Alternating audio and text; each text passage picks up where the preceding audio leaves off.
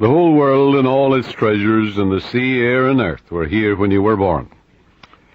Begin to think of the untold and undiscovered riches all around you, waiting for the intelligence of man to bring them forth.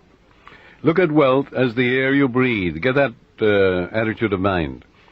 As Emerson said to the woman, who wanted to prosper. He took her down to the ocean. He said, "Take a look."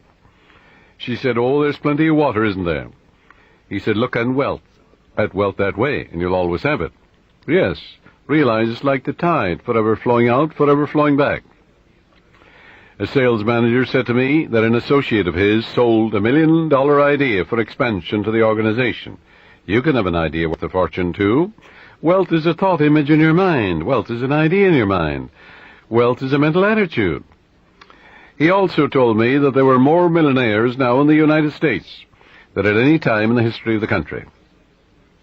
You can have an idea worth a fortune, yes, you can. Moreover, you are here to release the imprisoned splendor within you and surround yourself with luxury, beauty, and the riches of life. Learn that it is necessary to have the right attitude towards money, wealth, food, raiment, clothing, all these things.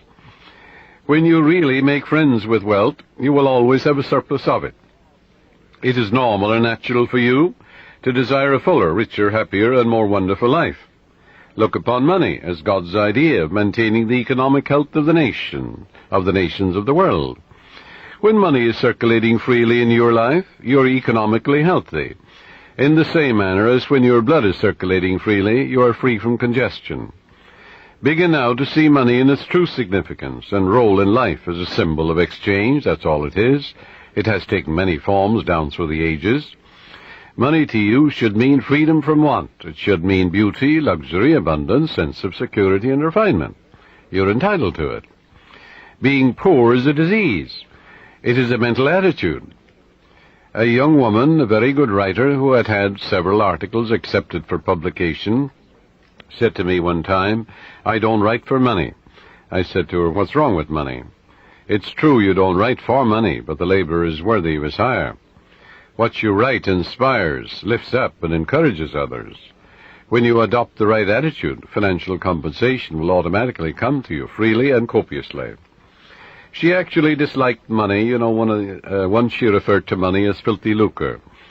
Going back, I suppose, the early days where she heard mother or somebody say money is evil, or the love of money is the root of all evil, and all these things without any understanding at all. It's a rank superstition to say money is evil or a filthy lucre. This woman had a subconscious pattern that there was some virtue in poverty. There isn't. It's a sickness, a disease. I explained to her that there was no evil in the universe, and that good and evil were in the thoughts and motivations of men. All evil comes from misinterpretations of life and misuse of the laws of mind. In other words, the only evil is ignorance, and the only consequence is suffering. It would be foolish to pronounce uranium, silver, lead, copper, iron, cobalt, nickel, calcium, or a dollar bill evil. How absurd, grotesque, and stupid that is. The only difference between one metal and another is the number and rate of motions of electrons revolving around a central nucleus. A piece of paper such as a $100 bill is innocuous, and the only difference between it and a copper or lead is that the atoms and molecules, with their electrons and protons, are arranged differently for the physical evidences of money. Here's a simple technique she practiced which multiplied wealth in her experience. My writings go forth to bless, heal, inspire, elevate, and dignify the minds and hearts of men and women. And I am divinely compensated in a wonderful way. I look upon money as divine substance, for everything is made from the one spirit. I know matter and spirit are one. Money is constantly circulating in my life, and I use it wisely and constructively. Money flows to me freely, joyously, and endlessly. Money is an idea in the mind of God. It is good and very good. That's a wonderful prayer. It eradicates that superstitious nonsense about money being evil and things of that nature, or there's some virtue in poverty, or the Lord loves the poor. All of that is rank superstition. It is frightful ignorance. That's all it is. This young lady's changed attitude towards money has worked wonders in her life. it'll work wonders in your life too. And she has completely eradicated that strange, superstitious belief that money was filthy lucre. She realized that her silent condemnation of money caused money to fly from her instead of to her. Her income has tripled in 3 months, which was just the beginning of her financial prosperity. Some years ago, I talked with a clergyman who had a very good following. He had an excellent knowledge of the laws of mind and was able to impart this knowledge to others. But he could never make ends meet. He had what he thought was a good alibi for his plight by quoting from Timothy, "For the love of money is the root of all evil." That's in the book of Timothy, in the 6th chapter, 10th verse. Forgetting what followed in the 17th verse of the same chapter. In other words, taking it out of context, when Paul charges the people to place their trust or faith in the living God, who giveth us richly all things to enjoy. That's also in the book of Timothy. Love in biblical language is to give your allegiance, loyalty, and faith to the source of all things, which is God or the living Spirit or the life principle in you. You are not, therefore, to give your allegiance, loyalty, and trust to created, but to the Creator, the eternal source of everything in the universe, the source of your own breath, source of your life, the source of the hair in your head, the source of your heartbeat, the source of the sun and the moon and the stars, the source of the world and the earth you walk on. If a man says, "All I want is money, nothing else," that's my God, and nothing but money matters. He can get it, of course, but he's here to lead a balanced life. Man must also claim peace, harmony, beauty, guidance, love, joy, wholeness in all phases of his life. How can he live without courage, faith, love, goodwill, joy in this world today? Nothing wrong with money, not a thing in the world, but that's not the sole aim in life. To make money the sole aim in life would constitute an error, a wrong choice. There wouldn't be anything evil in it, but you'd be imbalanced and lopsided. You must express your hidden talents. You must find your true place in life. You must experience the joy of contributing to the growth, happiness, and success of others. We're all here to give. And give of your talents to the world. God gave you everything. God gave you himself. You have a tremendous debt to pay, because you owe everything you have to the infinite. Therefore, you're here to give life and love and truth to your ideals, to your dreams, your aspirations. You're here to row the boat and put your hand to the wheel and contribute to the success and happiness not only of your children, but of the whole world. To accumulate money to the exclusion of everything else causes man to become imbalanced and lopsided and frustrated. Yes, as you apply the laws of your subconscious in the right way, you can have all the money you want and still have peace of mind, harmony, wholeness, and serenity. You can do a lot of good with it. You can use it wisely, judiciously, and constructively, like anything in nature. You can use your knowledge or philosophy in a constructive way, or you can begin to brainwash impressionable minds with communism and all the rest of it. I pointed out to this minister how he was completely misinterpreting the Scripture and pronouncing pieces of paper or metals evil, when these were neutral substances, for there is nothing good or bad, but thinking makes it so. He began to see all the good he could do with more money for his wife, family, and parishioners. He changed his attitude and let go of his superstition. He began to claim boldly, regularly, and systematically, "Infinite Spirit reveals better ways for me to serve. I am inspired and illumined from on high, and I give a divine transfusion of faith and confidence in the one presence and power to all those who hear me.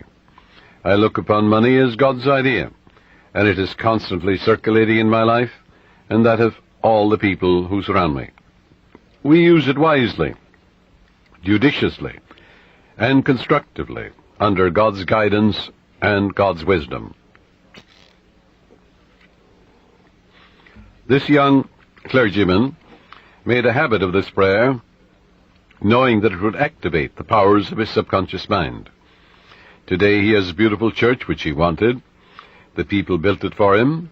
He has a radio program and has all the money he needs for his personal, worldly, and cultural needs. I can assure you he no longer criticizes money. If you do, it'll fly away from you. because you're condemning that which you're praying for. Now, follow this technique which I'm going to outline for you, and you'll never want for wealth all the days of your life, for it is the master key to wealth. The first step is to reason it out in your mind that God, or the life principle, or the living spirit, is the source of the universe, the galaxies in space, and everything you see. Whether you look at the stars in the sky, the mountains, the lakes, the deposits in the earth, and the sea, or all animals and plants. The life principle gave birth to you, and all the powers, qualities, and attributes of God are within you. Come to a simple conclusion, that everything you see and are aware of came out of the invisible mind of the infinite, or the life principle. And that everything that man has invented, created, or made came out of the invisible mind of man. And the mind of man and the mind of God are one, for there's only one mind. That mind is common to all individual men. Everyone is an inlet and an outlet to all that is. Come now to a clear-cut decision that God is the source of your supply of energy, vitality, health, creative ideas, the source of the sun, the air you breathe, the apple you eat, and the money in your pocket. For everything is made inside and out of the invisible. It is as easy for God to become wealth in your life as it is to become a blade of grass or a crystal of snow. The second step, decide now to engrave in your subconscious mind the idea of wealth. Ideas are conveyed to the subconscious by repetition, faith, and expectancy. By repeating a thought pattern or an act over and over again, it becomes automatic, and your subconscious being compulsive, you will be compelled to express wealth. The pattern is the same as learning to walk, swim, play the piano, type, or drive a car. You must believe in what you're affirming. It's not mumbo-jumbo, it's not idle affirmations. You must believe in what you're affirming, like you believe that when you put seeds in the ground, they grow after their kind. And the seeds are thoughts deposited in your own subconscious mind. Realize that what you are affirming is like the apple seeds you deposit in the ground, and they grow after their kind. You can imagine these seeds going from your conscious to your subconscious mind and being reproduced on the screen of space. By watering and fertilizing these seeds, you accelerate their growth. Know what you are doing and why you are doing it. You're writing it with your conscious pen in your subconscious mind. Because you know, wealth is walk down the street and you see it. Can you count the flowers along the road as you drive? Can you count the sands on the seashore? Can you count the stars in the sky? Can you count the wealth that you're walking on? Yes, underneath you. Maybe oil, gold, silver, uranium. Do you ever think of the riches of the sea, the soil, the air? So third step is repeat the following affirmation for about 5 minutes, night and morning. I am now writing in my subconscious mind the idea of God's wealth. God is the source of my supply, and I know God is the life principle within me, and I know I'm alive. And all my needs are met at every moment of time and point of space. God's wealth flows freely, joyously, and ceaselessly into my experience, and I give thanks for God's riches forever circulating in my experience. Step 4.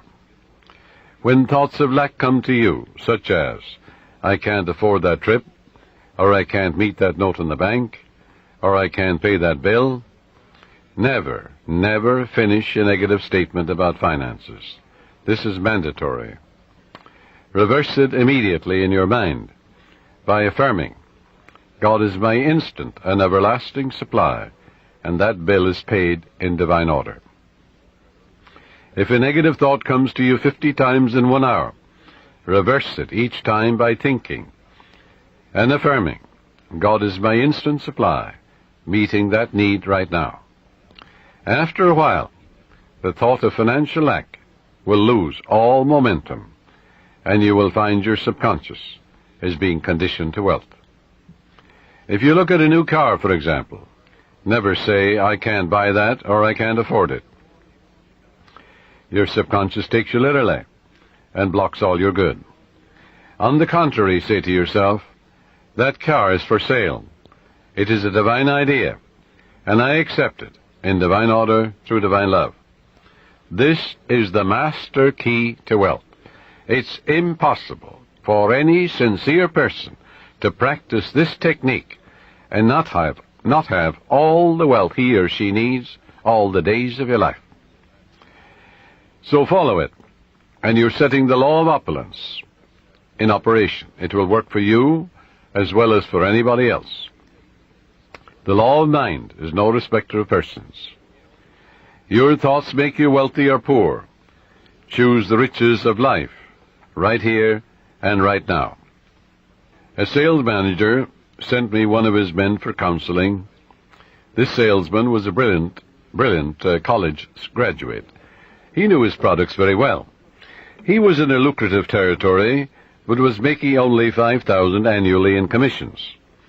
The sales manager felt he should double or at least triple it. In talking to the young man, I found he was down on himself. He had developed a subconscious pattern or self-image of $5,000 a year. In other words, that's all I'm worth. He said that he had been born in a poverty-stricken home, and that his parents had told him that he was destined to be poor. His stepfather had always told him, "You'll never amount to anything. You're dumb, you're stupid." These thoughts were accepted by his impressionable mind, and he was experiencing his subconscious belief in lack and limitation. I explained to him that he could change his subconscious mind by feeding it with life-giving patterns. Accordingly, I gave him a mental and spiritual formula to follow, which would transform his life. I explained to him that he should under no circumstances deny what he affirmed, because his subconscious mind accepted what he really believed. Your subconscious mind accepts your convictions, what you really believe. So believe in God's wealth and God's riches, which are all around you, by the way. He affirmed every morning before going to work, "I'm born to succeed. I'm born to win. The infinite within me can't fail. Divine law and order govern my life. Divine peace fills my soul. Divine love saturates my mind. Infinite intelligence guides me in all ways. God's riches flow to me freely, joyously, endlessly, ceaselessly. I'm advancing, moving forward, and growing mentally, spiritually, financially, and in all other ways. I know these truths are sinking into my subconscious mind, and I know and I believe they will grow after their kind." A year later, when I met this young man again, I discovered that he had been transformed. He had absorbed these ideas which we had discussed, and he said, "I am appreciating life now, and wonderful things have happened. I have an income of $25,000 this year, 5 times greater than the previous year." He has learned the simple truth that whatever he inscribes in his subconscious mind becomes effective and functional in his life. That power is within you. You can use it also. The young boy who's operating this machine while I am broadcasting, his name is Robbie Wright. He told me about his uncle who used to work in a bank. And this uncle wanted to make more money for his wife and his children.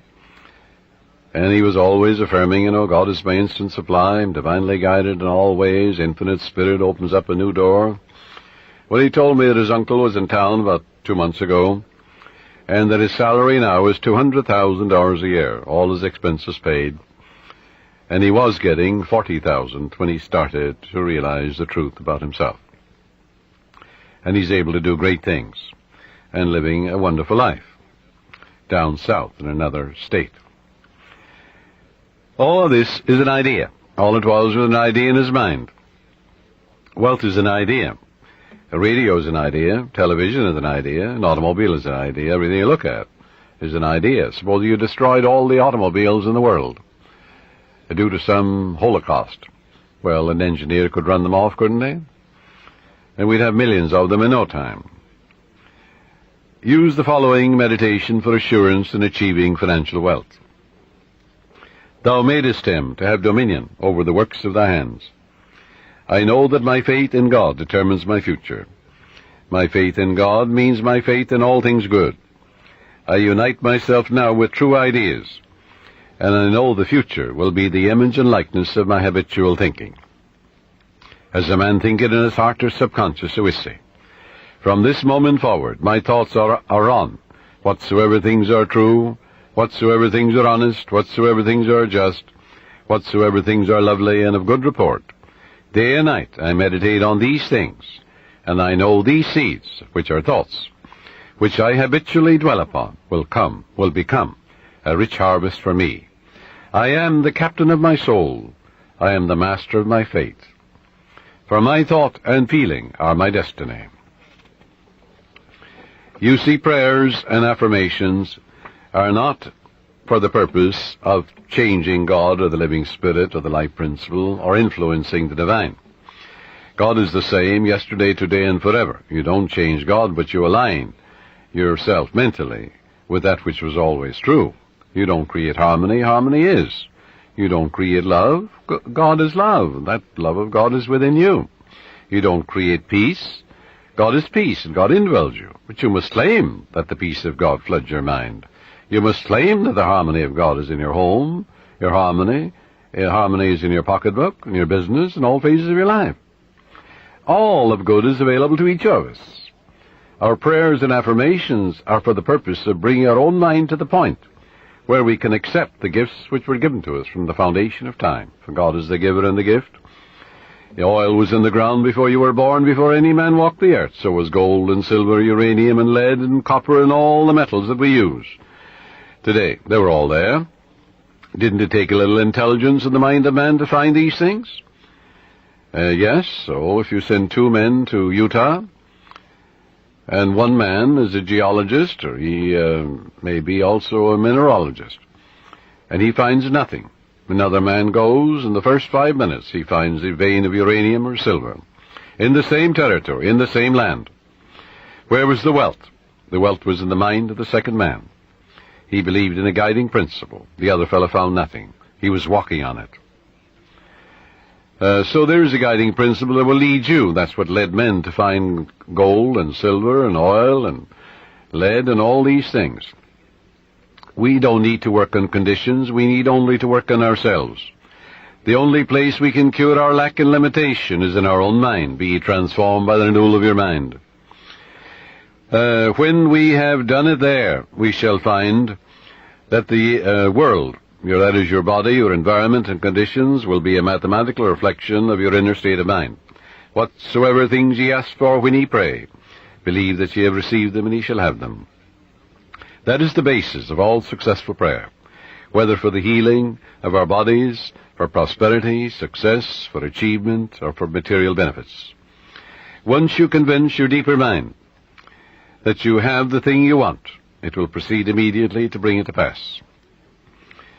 You might say to me, how can I convince my deeper mind, my subconscious, that I have riches, or any other good thing, when my common sense tells me that bills are piling up, creditors are after me, the bank is calling up to pay for the mortgage, and for the money I owe, and so on. You can't. If you keep thinking about debts and obligations and how much you owe, you'll only magnify your misery. But here is a truth about the laws of your mind. Your deeper mind accepts as a fact whatever you repeat to it in convincing tones, often enough, just the same as you learn to walk. You had a thought pattern, an act, whether it's swimming or walking or playing tennis or golf, and you repeat it over and over again. You knew what you were doing and why you were doing it. You wanted to learn to walk, you wanted to learn to dance, you wanted to learn to swim. So finally your subconscious assimilated the pattern, didn't it? And then you swim automatically and you walk automatically. The same procedure in praying for wealth or anything else. Once your subconscious accepts the statement as a fact, it proceeds to do everything possible to bring riches to you. Now that's the whole purpose of affirmations.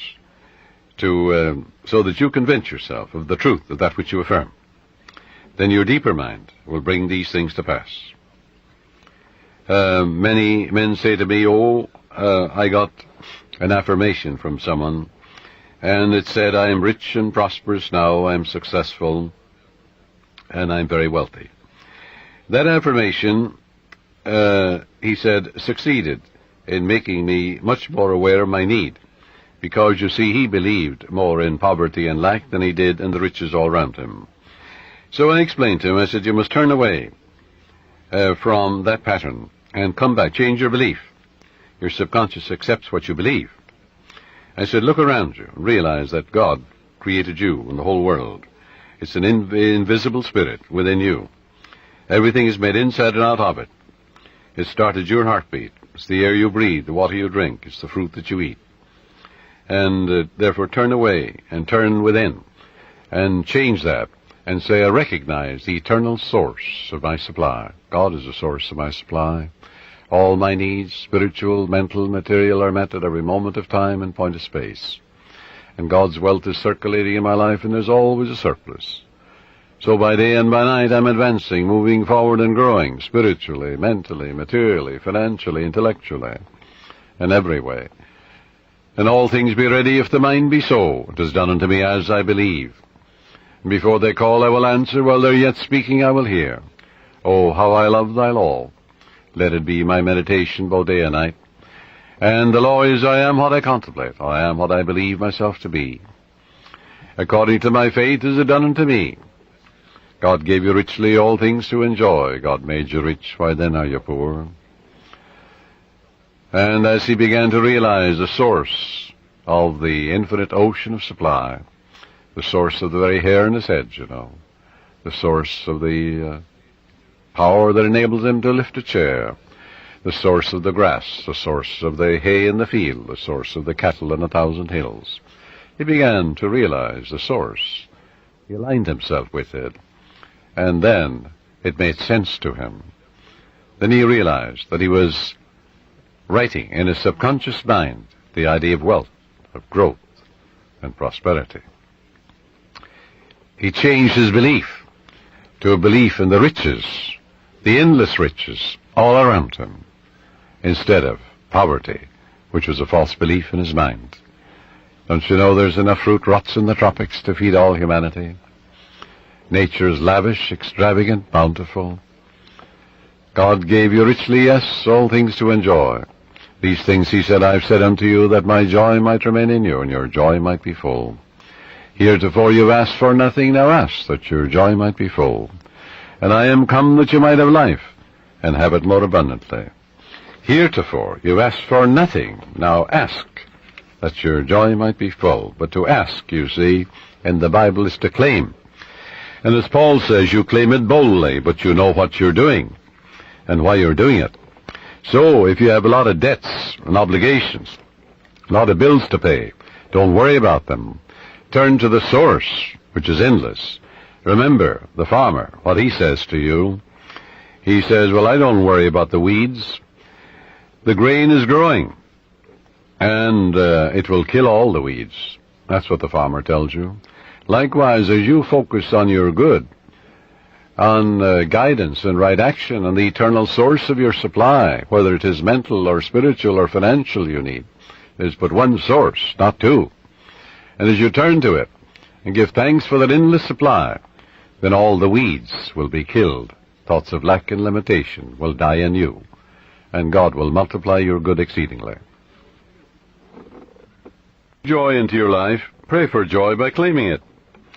The joy of the Lord is my strength, the Bible says. Repeat that to yourself, and after a while, you'll be amazed what will happen to your bloodstream and to the general circulation.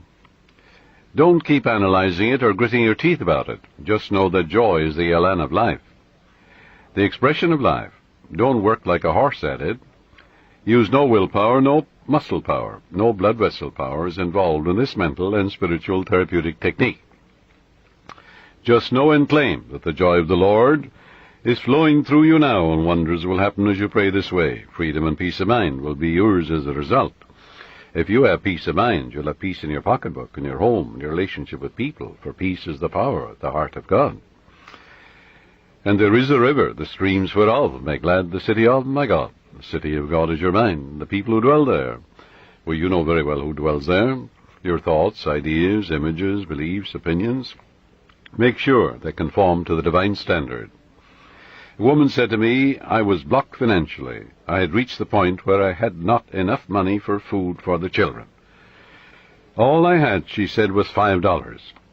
I held it in my hand and said, God will multiply this exceedingly according to his riches and glory. And I am now filled with the riches of the infinite. All my needs are instantaneously met now on all the days of my life. All right, she believed that. It wasn't idle words. You don't gain the ear of God by vain repetitions. No, you must know what you're doing and why you're doing it. You must know that your conscious mind is a pen, and you're writing something, engraving something in your subconscious mind. And whatever you impress your subconscious mind with will be expressed on the screen of space. It'll come forth as form, function, experience, and events, good or bad. So make sure you plant that which is lovely and of good report. She said, I affirmed that all my needs are instantaneously met now in all the days of my life for about a half an hour, and a great sense of peace came over me. I spent the $5 freely for food. The owner of the market asked me if I wanted to work there as a cashier, since the present one had just gotten married and left. I accepted it, and shortly afterwards I married the owner, my boss, and we have experienced and are experiencing all the riches of life. This woman looked to the source. She didn't know how her prayer would be answered, because you never know the workings of the subconscious. She believed in her heart in the blessings of the infinite. Follow. To believe is to live in the state of being it. It also means to be alive to the eternal truths. Her good was magnified and multiplied exceedingly, because the subconscious always magnifies what you give attention to. There is a presence and a power within you, and you can use it, and you can stir up, as Paul says, the gift of God within you. For God is the giver and the gift, and everything has been given to you. And therefore you can tune in and claim guidance, right action, beauty, love, peace, abundance, security. You can say to yourself, well, God's ideas unfold within me, bringing me harmony, health, peace, and joy. If you're in business, you're a professional man, you're an artist, you're an inventor, just sit down quietly and say, God reveals to me new creative ideas, original, wonderful ideas, which bless humanity in countless ways. And then watch the wonderful ideas come to you. And they will come, because when you call, it answers. Remember what it says in the Bible? Call upon me, I'll answer you. I'll be with you in trouble. I'll set you on high, because you have known my name. And the name means the nature. Well, the nature of infinite intelligence is responsiveness. Call, the response comes. Constantly affirm, feel and believe that God multiplies your good exceedingly, and you will be enriched every moment of the day, spiritually, mentally, intellectually, financially, and socially, for there's no end to the glory of man for his daily living. Watch the wonders that will happen as you impress these truths in your subconscious mind. As you listen to this tape, this cassette, let these truths sink into your subconscious, and they will, and they are. And you're engraving them. And the more often you do this, well, the quicker you will impregnate your deeper mind. You'll experience a glorious future in a financial way, in every way, too. Watch your thoughts. Never talk about economic lack and limitation. Never talk about being poor or in want. It is very foolish to talk to your neighbors or relatives about hard times, financial problems, and like matters. Count your blessings. Begin to think prosperous thoughts. Talk about the divine riches present everywhere. Realize that the feeling of wealth produces wealth. When you talk about not having enough to go around, and how little you have, and how you must cut corners and eat the cheapest meat, these thoughts are creative, and you are only impoverishing yourself. Use the money you now have freely. Release it with joy, and realize that God's wealth flows to you in avalanches of abundance. Look up to the source. As you turn to the divine presence within you, the response will come. It is written, He careth for you. You will find neighbors, strangers, associates adding to your good, and also to your supply of material things. Make it a practice to pray for divine guidance in all your ways, and believe that God, or the Supreme Intelligence, is supplying all your needs according to His riches and glory. Claim it boldly. Come boldly to the throne of grace, Paul says. And grace, when it's removed from its mystique, is simply the mathematical, orderly reflection of your habitual thinking and imagery. In other words, there's supreme intelligence that responds to your conscious thinking and imagery. Pray for divine guidance, therefore, in all your ways. As you make a habit of this attitude of mind, you will find the invisible law of opulence can and will produce visible riches for you. Recently, a doctor told me that her constant prayer was as follows: I live in the joyous expectancy of the best, and invariably the best comes to me. My favorite Bible verse, she said, with which I saturate my mind is, He giveth to all life and breath and all things. That's from the book of Acts, 17th chapter, 25th verse. She has learned that she is not dependent on people for joy, health, success, and happiness or peace of mind. She looks to the living Spirit Almighty within her for promotion, achievement, wealth, success, and happiness. Whosoever trusteth in the Lord, happy is he. That's from the book of Proverbs, 16th chapter, 20th verse. Contemplate promotion, success, achievement, illumination, and inspiration, and the Spirit of the Almighty will move in your behalf, compelling you to express fully what you meditate on. Let go now and permit the infinite riches of the Infinite One to open up new doors for you. Let wonders happen in your life. In prayer therapy, avoid struggle and strain. Don't try and force things. How could you add power to omnipotence? Can you make a seed grow? You can't. Plant it in the ground. It will grow. The oak is in the acorn. The apple is in the apple seed. The archetype or pattern is there, but you must deposit it in the soil, where it dies, undergoes dissolution, bequeaths its energy to another form of itself. Spiritual-minded man, he looks at an acorn, he sees a forest, Yes, that's the way your subconscious works. It magnifies your good exceedingly. So avoid strain, since this attitude is indicative of your unbelief. If you're worrying and fearful and anxious, well, that inhibits your good. That brings about blocks and delays and impediments in your life. What does fear do? That which I greatly feared has come upon me. Reverse it. That which I greatly love comes into my experience. Love is emotional attachment. In your subconscious is all the wisdom and power necessary to solve any problem. Your conscious mind is prone to look at external conditions and tends continually to struggle and to resist. Remember, however, it is the quiet mind that gets things done. Quiet your body periodically. Tell it to be still and relax. It has to obey you. Your body moves as moved upon. Your body acts as acted upon. Your body has no self-conscious intelligence, no volition, no will. It moves as moved upon. You can play a melody of God on your body. When your conscious mind is quiet and receptive, the wisdom of your subconscious rises to the surface mind, and you receive your solution.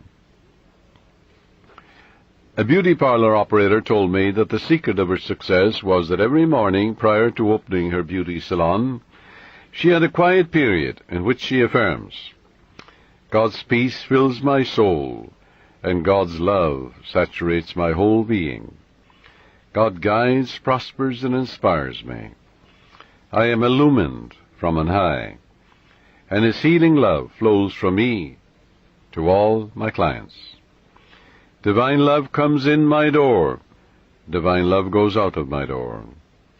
All those who come into my salon are blessed, healed, and inspired. The infinite healing presence saturates the whole place. This is the day the Lord hath made, and I rejoice and give thanks for the countless blessings which come to my clients and to myself. She had this prayer written out on a card and reiterates these truths every morning. At night she gives thanks for all her clients, claiming that they are guided, prospered, happy, and harmonious, and that God and His love flow through each one, filling up all the empty vessels in her life. She stated to me that following this prayer technique pattern, at the end of 3 months she had far more clients than she could handle, had to hire 3 additional operators. She had discovered the riches of effective prayer and is prospering beyond her fondest dreams. The sales manager told me that he had been fired because of excessive drinking on the job and because of being involved with one of the secretaries in the office. He was very distressed, dejected, and worried about his wife, his income, and his future. In talking with his wife later, I discovered that she was a chronic nagger and had tried unsuccessfully to dominate and control her husband. She was abnormally jealous and very possessive, and she clocked him in every evening, creating a scene if he were not home at a certain hour. He was emotionally and spiritually immature and did not handle the matter at all constructively. He deeply resented her nagging and her clocking of his arrival at home, and retaliated by drinking and becoming involved with another woman. He said to me, "I just wanted to get even with her." Both of them agreed it takes 2, to make a go of marriage. It takes 2 to prosper. If a husband and wife will agree in prosperity and success, agreement means harmony, they will prosper. They'll have all the money they need to do what they want to do when they want to do it.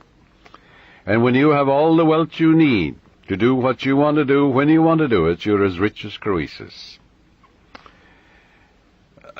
Both of them agreed to start a prayer process, night and morning, realizing that as they prayed for each other, there could not possibly be any bitterness, hostility, or resentment, as divine love casts out everything unlike itself. And it does. She prayed night and morning as follows: "My husband is God's man. God is guiding him to his true place. What he is seeking him. Divine love fills his soul. Divine peace fills his mind and heart. He is prospered in all his ways, spiritually, mentally, financially, socially, every way. By day and by night he is advancing, moving forward and growing, spiritually, mentally, financially, socially, intellectually, in all ways, for life itself is growth. There are harmony, peace, love, and understanding between us. It is divine right action and divine peace operating in our lives." And he prayed for his wife night and morning as follows: "My wife is God's child. She's the daughter of the infinite, a child of eternity. Divine love fills her soul, and it is written, He careth for her. Divine love, peace, harmony, and joy flow through her at all times. She is divinely guided and prospered in all her ways, for to prosper is to grow along all lines. There are harmony, peace, love, and understanding between us. I salute the divinity in her, and she salutes the divinity in me." As both of them became relaxed and peaceful about the situation, they realized that only good can come out of this situation. Soon he received a phone call from the president of the company calling him back, stating that he had heard he had had a reconciliation with his wife, and at the same time he praised him for his past achievements and accomplishments for the organization. Actually, his wife, without his knowledge, had visited the president of the company and had told him the whole story. how happy they now were, and how the other woman had vanished out of his life. She told how they were now praying together. He was impressed, and she and her husband discovered very quickly the riches of scientific prayer. For the riches of the infinite are within you. You can know if you have succeeded in prayer by the way you feel. If you remain worried or anxious, if you're wondering how, when, and where, or through what source, your answer will come, you are meddling. This indicates you do not really trust the wisdom of your subconscious. Avoid nagging yourself all day long, or even from time to time. When you think of your desire, lightness of touch is important. Remind yourself that infinite intelligence has taken care of it, in divine order, far better than you can by tenseness of your conscious mind. For example, if you say, well, I need $5,000 by the 15th of next month, or the judge must make a decision for me by the 1st of the month, otherwise I lose my home, my mortgage, and so on. That's fear and anxiety and tension. What will that do? Bring blocks and delays, impediments and difficulties into your life. Always go to the source. Remember, in peace and in confidence shall be your strength. When you're anxious and tense and worried, that will not bring about prosperity or peace of mind or health or anything.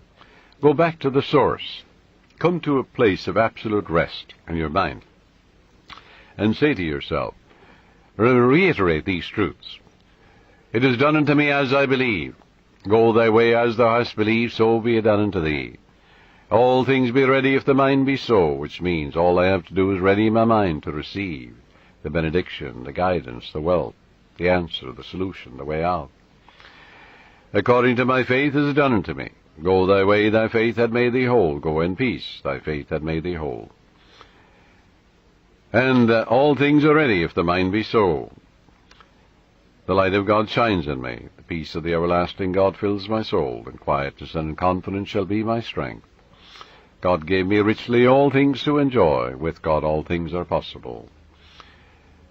Reiterate these simple truths, and say, the Lord is my shepherd, I shall not want. He maketh me to lie down in green pastures. He leadeth me beside the still waters. He restoreth my soul.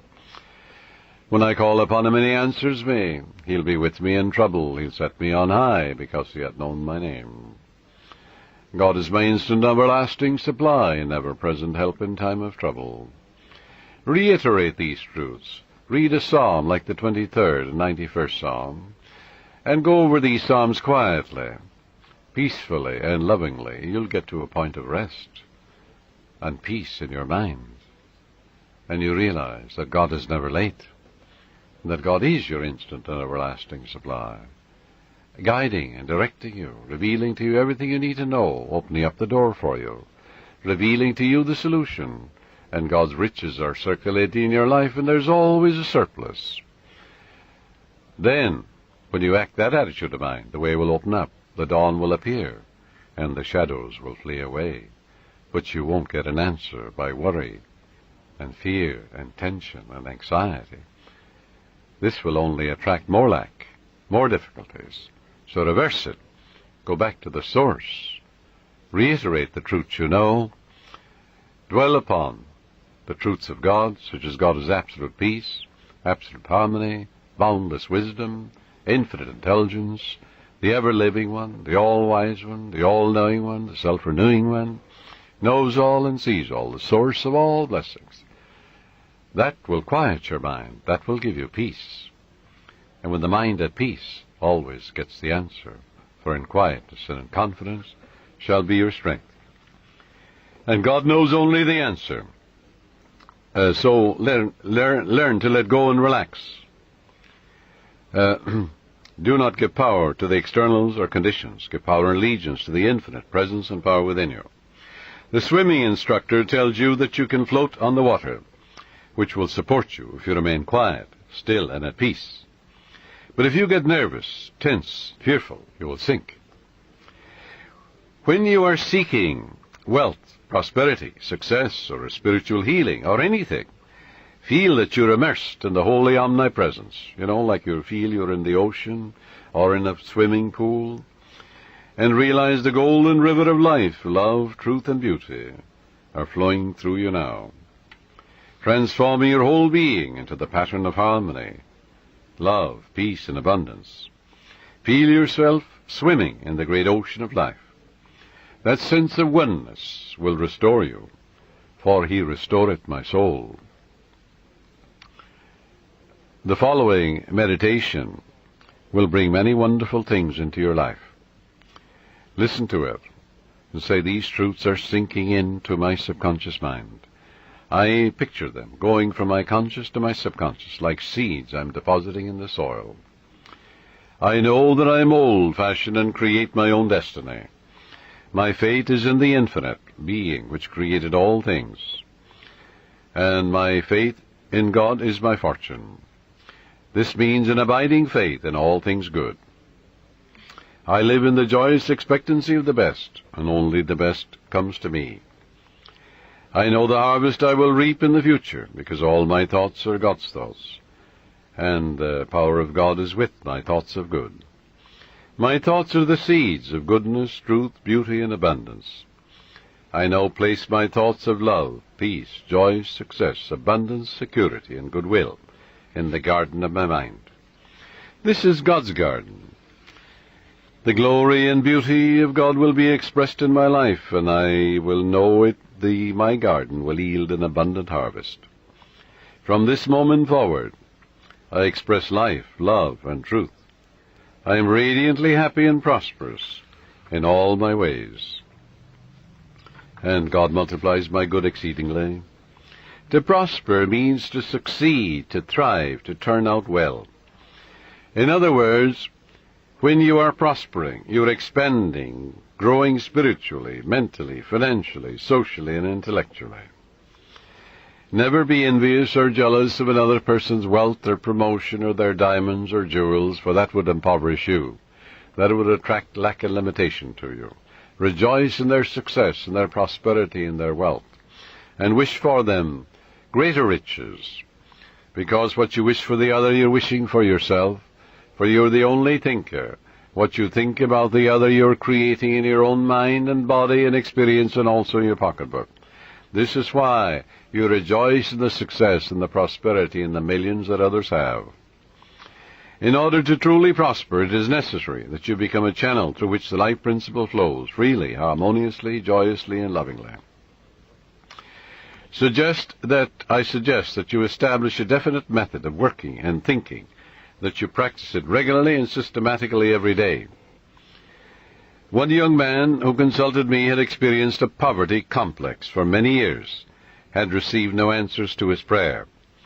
He had prayed for prosperity, but the fear of poverty continuously weighed on his mind, and naturally he attracted more lack and limitation than prosperity.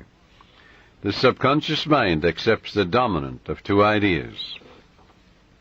Change your mind from belief in poverty, but begin to believe in God's riches, which are all around you. Infinite riches. After talking with me, he began to realize that his thought image of wealth produces wealth, that every thought is creative, unless it is neutralized by a counter-thought of greater intensity. Furthermore, he realized that his thought and belief about poverty was greater than his belief in the infinite riches all around him. Consequently, he changed his thoughts and kept them changed. I wrote out a prosperity prayer for him as follows. It will benefit you. I know there is only one source, this is the prayer, the life principle, the living spirit, from which all things flow. It created the universe, and all things therein contained. I am a focal point of the divine presence.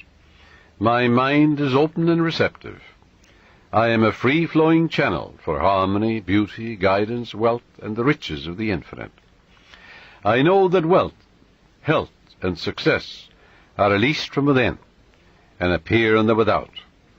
I am now in harmony with the infinite riches within and without, and I know these thoughts are sinking into my subconscious mind and will be reflected on the screen of space.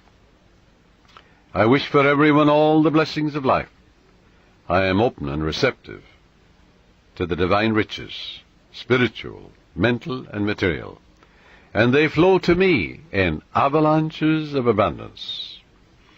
This young man focused his thoughts on God's riches rather than on poverty, and made it a special point never to deny what he affirmed. Many people pray, for wealth, and they deny it an hour later. They say, I can't afford this, I can't make ends meet. They're making a mockery of their prayer. They're like the man that gets into a taxi in New York, and he's going to the airport, and on the way he says to the taxi driver, oh, take me back home, I forgot my passport. So he goes back.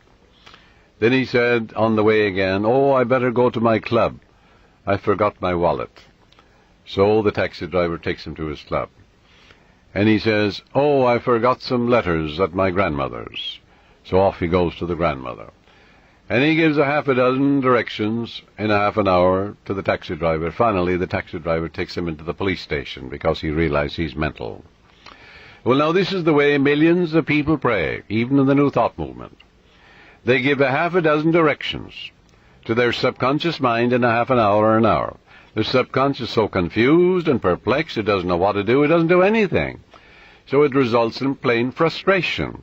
Frustration, it comes from frustrare, to deceive, to work for nothing. So you don't put a seed in the ground and then dig it up.